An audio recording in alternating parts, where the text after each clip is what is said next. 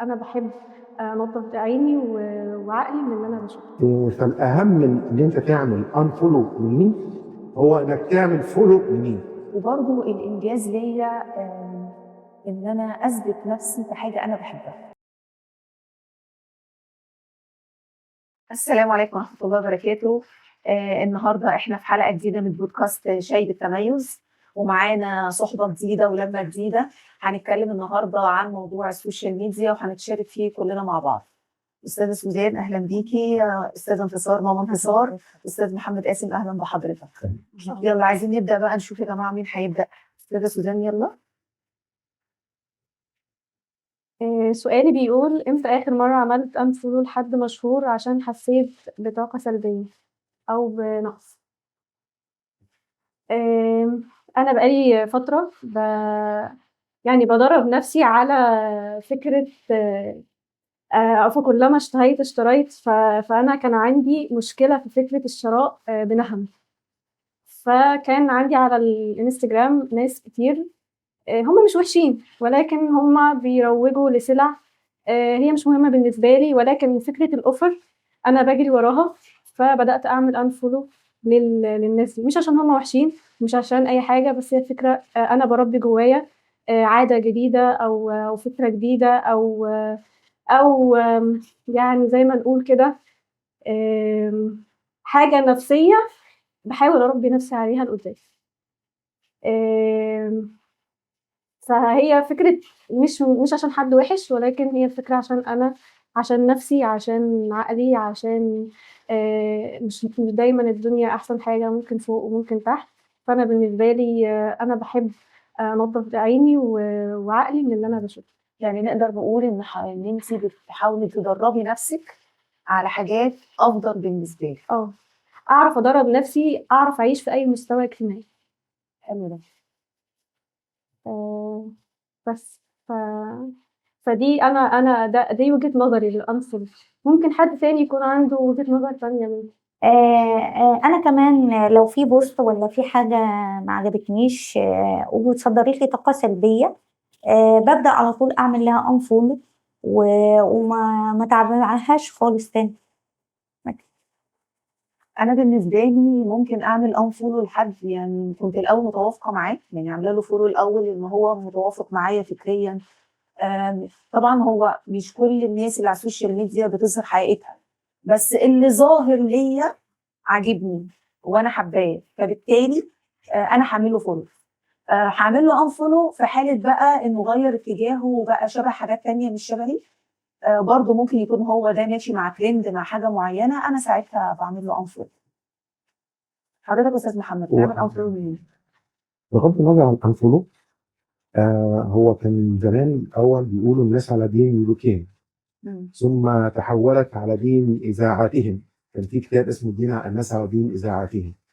ثم في العصر الحديث أصبحت الناس على دين متابعتهم. فالنهارده ربنا عز وجل أمرنا إن إحنا لو جينا نختار طعام إن إحنا نختار أطيبه، فما بالك وإحنا بنختار الأفكار. ففي منتهى الأهمية إن إحنا لما نيجي ناخد أفكار بتاعتنا، ما نجيش ناخد أفكار من سوري يعني من صندوق الزبالة، لا ناخد الأفكار اللي هي المنتجة. فالأهم من إن أنت تعمل unfollow لمين، هو إنك تعمل follow لمين، لأن الfollow ده هو اللي هيأثر بعد كده على أفكار الإنسان، وهيعمل يشكل جزء كبير منها. تمام، يالّا نشوف بقى مين الدور عليه.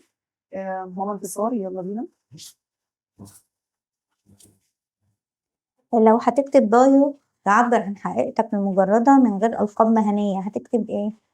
لو هاكتب bio هاقول سافرت الخير. سافرت الخير معناها حاجات كتير جوايا، أطلقوا عليَّ صحابي، حد عزيز عليَّ أوي من أصحابي أطلقوا عليَّ. البايو بيقول إن أنا طبيعتي إنسانة بسيطة، باعمل كل حاجة بتخاف ربنا، باخاف ربنا جدًا، باحب الخير للناس، وهو ده اللي أقدر أقوله عن نفسي. وهو فعلًا إحنا كصُحبة كلنا كله بيرجع لماما انتصار، وإحنا بنحب نقول لها ماما انتصار لإن هي زي الأم كده كلها عطاء ومحبة. فتحس ان هي حضناك كده بايديها الاتنين.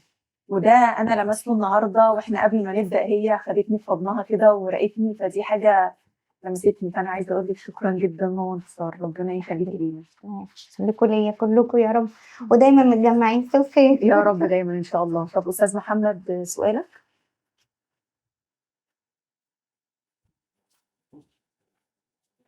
ايه هو تعريفك للانجاز؟ هل لازم يكون عندك ستارت اب وتسافر المالديف عشان تبقى ناجح؟ أم، واحنا لو خدنا بمقياس مادي بحت، فالانجاز ان انا احقق اهدافي. يعني لو انا عايز عندي هدف في حياتي، او اهداف ان انا احقق الاهداف دي. عايز اكسب مبلغ، عايز اوصل لمنصب، عايز احضر دكتوراه، عايز كل الاهداف دي. الانجاز هو ان انا احقق هذه الاهداف. ولكن في نقطه مهمه ان احنا اعتقد ان احنا لابد دايما ان احنا نبص لفوق، او نبص بسكوب اعلى شويه، ان احنا نشوف احنا اتخلقنا ليه. انا بعتقد ان الانجاز الحقيقي في الحياه ان انا اكون حققت الغرض اللي ربنا عز وجل خلقني عشانه. لو انا ما عملتش كده، فمهما حققت من نجاحات هي في النهايه لا تساوي شيء. النجاح الحقيقي هو ان انا احقق رساله رساله ربنا خلقني بيها على قد ما اقدر، طبعا بدون مثاليه مفرطه، ولكن على قد ما اقدر ان انا احاول اكون حياتي بتحقق الغرض اللي انا اتخلقت منه. تحبي تفتكري انت رايك ايه في الانجاز؟ انا الانجاز طبعا كلنا يعني، انا شايفه انا واحده من الناس ان طبعا رضا ربنا دي حاجه مهمه. وبرضو الانجاز ليا ان انا اثبت نفسي في حاجه انا بحبها. يعني انا لما اعمل حاجه بحبها وتدخلي دخل مادي، مش شرط يبقى مبلغ كبير جدا، بس دخل مادي يعيشني كويس وحاجه بحبها، هعملها بانجاز رائع. واكون انا مؤمنه كمان بده، ويكون مفروض غضب لربنا طبعا، ويكون في حاجه فيها تقوى الله او مساعده الناس. فده بالنسبه لي هيفرق جدا ويحسسني بالانجاز بشكل قوي. سيدي سلام، رايك ايه في الموضوع؟ أنا متفقة مع حضرتك في فكرة إن أنا خُلقت لأجل رسالة. فالإنجاز بالنسبة لي إن أنا أكوّن أسرة سوية، هادية، ساكنة، دائرتي المقرّبة بخير، ما فيش مشاكل ما بيننا، وعندي جزء دراسي أو جزء تطوير ذاتي بشكل يومي. ده الإنجاز بالنسبة لي. سيدي صح؟ أنا متفقة معاكم إن الإنجاز إن أنا بعمل حاجة ذو قيمة، حتى لو الحاجة بسيطة، لو ساعدت حد مساعدة بسيطة، تطوعت في عمل خيري بسيط، هو ده إنجاز. المهم إن يكون هدف أنا بحققه، حتى لو مش شرط بقى السفر لمالديف أو الإحساس بالنجاح، حاجة بسيطة، لأ، هي طالما هدف أنا حققته هو ده إنجاز. هو في انا بعتقد ان في سوره في القران ربنا عز وجل لخص فيها مفهوم الانجاز. ربنا عز وجل بسم الله الرحمن الرحيم: والعصر ان الانسان لفي خسر الا الذين امنوا وعملوا الصالحات وتواصوا بالحق وتواصوا بالصبر. هم دول اللي فعلا ينطبق عليهم لفظ الانجاز. اما ما دون ذلك فهو ايه؟ خسر. ما حققته كله. مش طبعا مش معنى كده ان الواحد هيقعد يعتكف بقى ويصلي ليل ونهار، ولكن يبقى كل عمله في حياته لخدمه رساله اللي ربنا عز وجل خلقه عليها.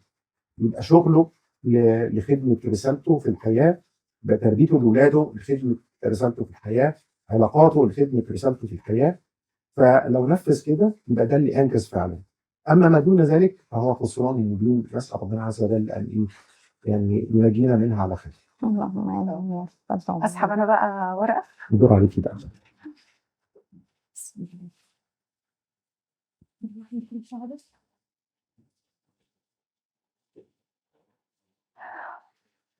هل احنا بنصور لحظاتنا الحلوه عشان نثبت للناس اننا مبسوطين؟ انا هتكلم على المستوى الشخصي. انا بحب اصور لحظاتنا الحلوه جدا، ليا انا وبناتي. لان انا بالنسبه لي الذكريات دي حاجه مهمه جدا في حياه كل شخص، انه يعيش على ذكرى سعيده. مش معنى كده ان احنا نغرق في الذكريات، ولكن الاشخاص اللي عندهم ذكرى سعيده في حياتهم بيتذكروها وقت ما يكونوا متضايقين او في حاجه منغصه عليهم، ويفتكروا ذكرى سعيده مع باباهم مع مامتهم مع اخواتهم. دي بتبقى حاجه بتلمسنا كده وبتخلي في جوانا مشاعر سعاده حلوه ولطيفه. وفي نفس الوقت فكره ان احنا نتشارك مع بعض احداثنا، فكره المشاركه في حد ذاتها دي بتخلي في صلابه شويه عند ولادنا. والجيل الجديد كله طبعا بيكون سعيد ومبسوط بالصور والحاجات الحلوه والفلاتر والكلام ده. فان انا برضو اشارك معاهم حاجه هم بيحبوها، انا شايفه ان دي حاجه بتقربنا من بعض اكتر. ايه رايك انت سوى؟ انا عن نفسي انت عارفين بحب الصور قوي. بحب ألمس كل حاجة. هي الصورة بالنسبة لي ذكرى. بحب ذكرياتي كلها تبقى موجودة. يعني من كام يوم موقف بسيط، بنتي فتحت اللابتوب بتاعها، يلا يا ماما نتفرج على صورنا زمان. طبعا هي كانت مسجلة أحداث كلها مع بعضينا، واحنا بنذاكر واحنا بناكل واحنا بنشرب. هي بتحب التصوير، فدي حاجة جميلة. لا واحنا بنفتكر ذكرياتنا حاجة كويسة قوي. فأنا شايفة إن التصوير وإنك تسجلي ذكرياتك مع أولادك حاجة كويسة، مش حاجة وحشة خالص. انا برضو يعني دايما بفكر في حاجه، ان نفسي ترجع تاني الصور الفوتوغرافيه ورقيه، لان هي موجوده على الموبايل كده بتفكرنا بحاجات حلوه، بس لما بنلمسها بنحس ان احنا بنلمس الذكرى دي. ولو حد مفتقدينه او حد فقدناه او حد متوفي، ربنا يرحم موتانا جميعا، بحس بلمستي له. يعني انا فقدت والدتي ربنا يرحمها ويغفر لها، فصورنا مع بعض كلها واحنا صغيرين، اللمسه دي ليها معنى كبير قوي بالنسبه لي. فانا بالنسبه لي الصور بتفرق. استاذ محمد، راي بقى حضرتك ايه؟ هي حلوة قوي ان احنا الصور نوثق بيها اللحظات السعيدة بتاعتنا، لكن ما نبقاش بندعي السعادة عشان نبينها. لان اعتقد الجيل الجديد بالذات جزء كبير منه اصبح التصوير بالنسبة له مش ان هو بيوثق لحظة سعيدة، لا هو بيوثق ان هو عايز الصورة اللي عايز يبينها يدي ايحاء للناس ان هو سعيد. ممكن واحد وواحدة متجوزين يدوا إيحاء إن هم في سعادة زوجية أو كده، يرسموا السعادة. يرسموا السعادة. فدي ما بتبقاش حقيقة، دي بتبقى حاجة فيك. وغالبا الإنسان اللي بيبالغ في إظهار حاجة معينة بيفتقدها. يعني الإنسان لو بالغ في محاولة إظهاره السعادة فهو مفتقد للسعادة. لو اتنين بيحاولوا يبينوا الوفاق الشديد هم يفتقدوا الى الوفاق الشديد. فانا مع ان احنا نوثق اللحظات السعيده لنا، وضد ان احنا ننشرها على السوشيال ميديا، او ان احنا نبقى بنحاول نتكلف ان احنا نعيش في سعاده عشان نبين للناس ان احنا في سعاده. استاذه سوزان الدور عليكي بقى. انا يعني استاذ محمد يعني قال حاجه، فكره ان انا ما انشرش صور على السوشيال ميديا عشان يعني لما بنظهرها بنبقى مش مبسوطين. لا، هو احنا بنبقى مبسوطين وحابين نشاركها مع الناس اللي احنا بنحبهم على السوشيال ميديا. ممكن يكون حد عندي على السوشيال ميديا بس مش هقدر ابعتها له برايفت، مش هقدر اشاركها معاه بشكل شخصي. فهو الكوميونتي اكيد بتاعي على السوشيال ميديا هو الكوميونتي اللي انا دايرتي الامنه ان انا اقدر اشارك معاهم سعادتي. فانا فكره ان انا بنشر، لا انا بنشر فعلا عشان انا مبسوطه وحابه اشارك الناس ان انا مبسوطه واوري الناس ان في نماذج مبسوطه.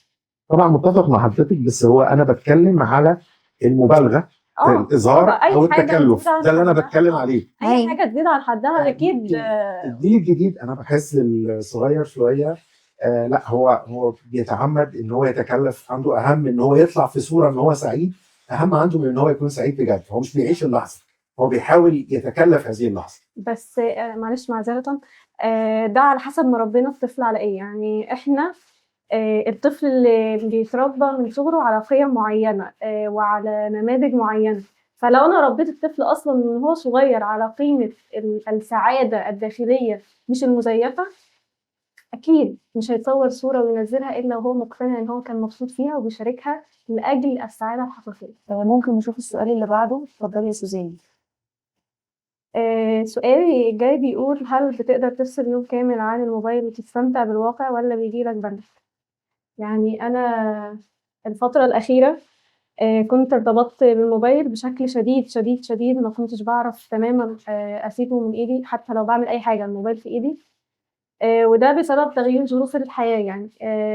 ولكن لما بحب أفصل بفصل، لأن بشوف إن أنا لما بكون مع حد بحبه وصاحبة بحبها ممكن أفصل عن الموبايل مش يوم واحد، ممكن أفصل شهر مع وجود صاحبة بحبها وهدف. أنا فعلا بفصل دماغي، مش بفصل بس عن الموبايل، أنا بفصل عقلي، بفصل كل حاجة سيئة حواليا عشان أستمتع باللحظة اللي موجودة فيها دلوقتي. شرط وجود صحبة أنا بحبها. يعني هل حضرتك قبل كده أو في السنتين اللي فاتوا قدرت تفصلي أسبوع عن الموبايل؟ يعني المصايف العائلية مم. طبعا أنا ممكن أقعد أسبوع كامل ما أمسكش موبايل أصلا.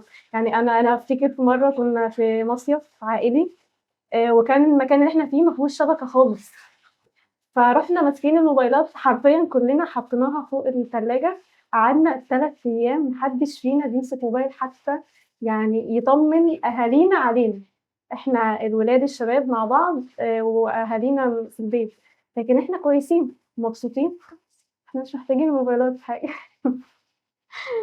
وانا شايفه انه يعني يوم ممكن اقل من كده، اكتر من كده ما اعتقدش. انت مش قادره تستغني عن الموبايل طبعا. لا مش عشان حاجه، هي قالت قعدنا 3 ايام ما نطمنش اهالينا، يعني ده بالنسبه لنا حاجه صعبه دلوقتي. ما ينفعش ان احنا يعني جرى لهم ايه كأم قلقه زيي مش هقدر، فممكن اسافر. ممكن يوم يعني لو فصلت الموبايل فعلا بيبقى راحة نفسية جدا. انك تصحى براحتك من غير موبايل، انك تفطر وتشرب الشاي بلبن بتاعك من غير اي توتر.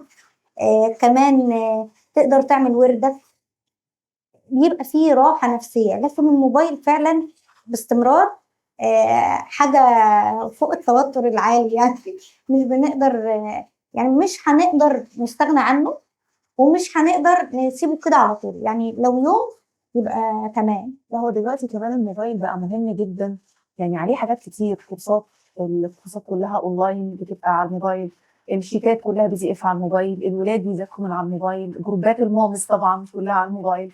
فاحنا دلوقتي بقى ده حاجه اساسيه في حياتنا ما نقدرش نستغنى عنها. يعني احنا ما فيش بيت يقدر يستغنى عن الثلاجه او الغساله، لكن ممكن نستغنى عن الموبايل بس يتقنن بطريقه معينه.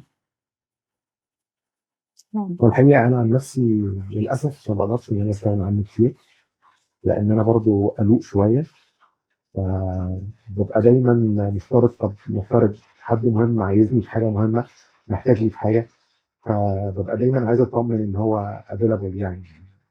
في حاجة نفسية اسمها fear of missing out. أنا قلقان من اللي مش موجود، طبعا إن أنا خايف حد يبقى عايزني وأنا مش متاح، خايف حد يجرى له حاجة وأنا مش موجود، خايف حد محتاج مني طلب وأنا مش متاح. لأ، في حاجات ممكن الناس تقدر تتأقلم من غير ما أنا أكون موجود. أنا باخد تايم لنفسي، محتاجة أفصل فيه، محتاجة أفصل دماغي، محتاجة أفلتر عقلي، محتاج آخد ريست من الموبايل، من الناس، من كل حاجة، عشان أقدر أرجع للناس والمجتمع وأقدر أساعدهم وأديهم من وقتي بكواليتي جيدة. ميبقاش يعني صدقا الموبايل وجوده في إيدينا 24 ساعة يخلي الإنسان متوتر، حتى الخدمة اللي بيقدمها ما بيقدمهاش بجودة. يلا ندخل على السؤال اللي بعده. ماما انتصار، انا بحب اقول لك ماما انتصار وانا بحبها قوي. بيقول ايه القناع اللي بتلبسه على السوشيال ميديا مستحيل تظهره في حياتك؟ احنا بنقوله كل الناس بتحب في السوشيال ميديا تظهر افضل نسخة منها.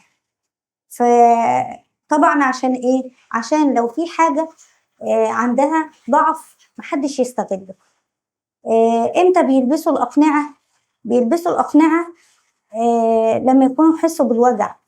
عايز قناع القوة، في عندنا قناع السعادة لما بيكون عنده وجع وزعل وألم. في قناع الرضا، دايما بيظهر ان هو راضي على كل شيء.